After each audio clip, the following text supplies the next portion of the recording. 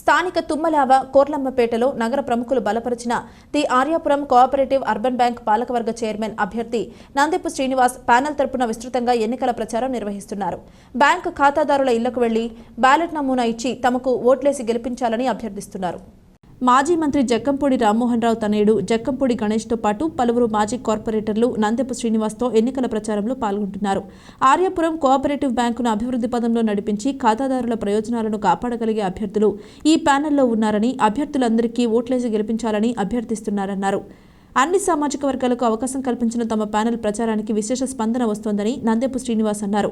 Bank ఖాతాదారులందరూ తమ ప్యానెల్కు మద్దతిస్తున్నారని సంతోషం వ్యక్తం చేశారు.